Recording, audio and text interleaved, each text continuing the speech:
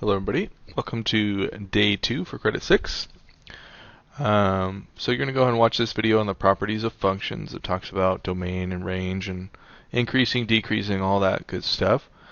This question I didn't really answer in the video. I did kind of allude to this, that what two factors can limit the domain of a function?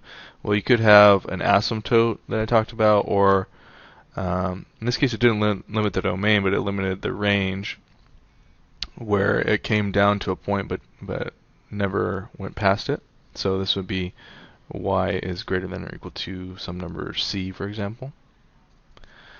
So how do those get limited when you look at the function? Well, it's if you ever divide by 0, that there's no solution, right? So this is kind of the case here, that f of x is equal to 1 over x. So this is where we divide by 0. So when x is equal to 0, we get what's called an asymptote. So this limits the domain. And then also, if you have something like this where there's a square, an even power, and if I rearrange this function, it would be in terms of a square root. I'd subtract c over there, and I'd have the square root in there. So you cannot have the square root of a negative number. So that's kind of what limits the range in this case. And if I put it in terms of the domain, if I said y equals the square root of x, right, x could not be negative. So you can't take the square root of a negative number, and you can't divide by 0. That's the two limiting factors on domain. Okay, and then you should be able to answer that one from the video. Floating down the river, so here's some data. They're finding the depth of the water every 10 minutes. And you can go ahead and plot those on this graph over here.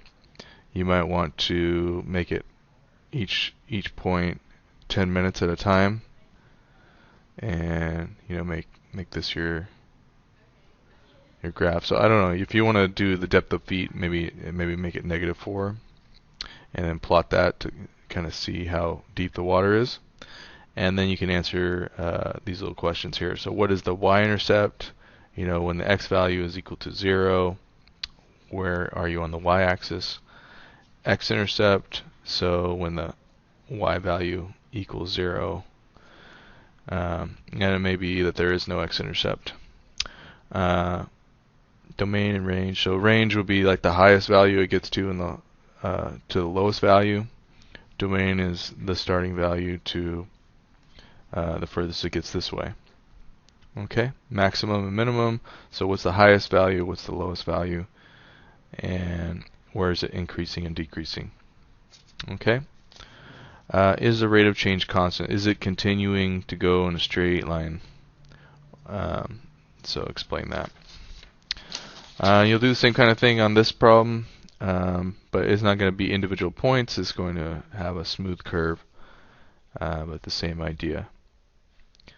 Okay. Then you're going to go ahead and watch this video on GeoGebra about plotting and shifting a function. So go ahead and watch that, and then you should be able to do this.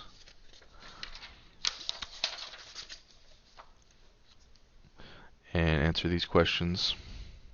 And even take a look at this using the GeoGebra function that you've graphed. And then they have you're going to graph another function, so just go ahead and enter this in the input bar, y equals x to the power of, that's what that little caret symbol is, 1/3, so that's what the cube root is. So the cube root is equivalent to x to the 1/3 power, so that's how they're related.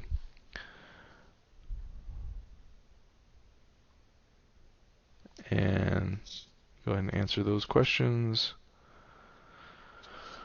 And GeoGebra plot another function, so you put this in the input bar. And you can delete the other one and put this one in, or you also need to put a slider bar for A, so that you can slide it back and forth and test this out and do a little investigation there. Okay, and then you'll answer these questions in your math notebook, and that is it.